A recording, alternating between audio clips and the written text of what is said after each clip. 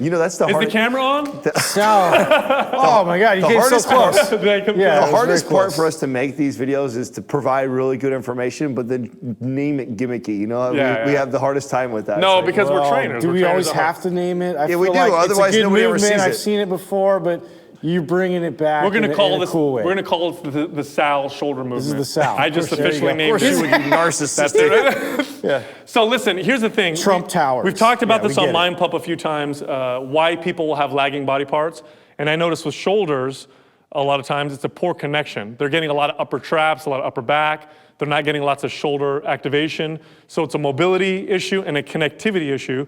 We've shown some mobility movements in the past on our channel. This particular movement is combining mobility with tension. Right. And I'm gonna show the movement first and I'll explain to you why it's important. So you wanna take a circular band. So this is a resistance band that we like to use. What's the name of the company that we go through? I was just going to tell you how terrible we are. Rubber Bandits. Yeah. This is Rubber You Bandits. can find it on our website. You can find it on our site, mindpumpmedia.com. I like their bands. They're layered. They don't fray.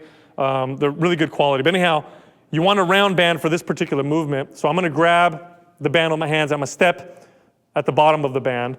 Now I want my hands about shoulder width apart because I'm going to use the resistance coming up, but I'm also going to use the resistance of the band coming out because I'm actually going to be doing both movements.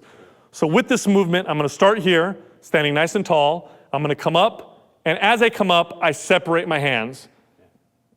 And what I'm going to do now is I'm going to go back into a shoulder dislocate. Maintain that tension, let my hands rotate, come back behind my body, and then repeat the movement in the opposite direction. Come out, over, all the way down, and then let my Without hands. arching your back. And you notice by adding that extra bit of tension, how much more supported you feel. It's more supported, but here's the thing, like mobility is great, but if you don't have strength in that mobility, you have instability. Yeah. And so this is like a shoulder dislocate, except it's giving you a little bit of resistance to play with. With a shoulder dislocate, you have to create that tension You have intrinsically. to create it intrinsically. And yeah. I've run into people who just forget that. You know what I Yeah. mean? They do the movement and they're not creating the No, tension. that's why the band is a great tool for that because it is providing a resistance to that specific move. Exactly. So Key though is the amount of resistance too. Very here. light. I It's mean, light. just because if you have a band already, make sure it's a very light band that you're using when you do this, because it shouldn't be something that he's fighting to get over. No, the thing I'm fighting is the technique. That's what's really giving me the difficulty of this movement is the technique. Because this band, I mean, this is a super light band, but it's providing just enough resistance to where when I'm doing this movement and coming back, I have to focus on maintaining that form and that tension.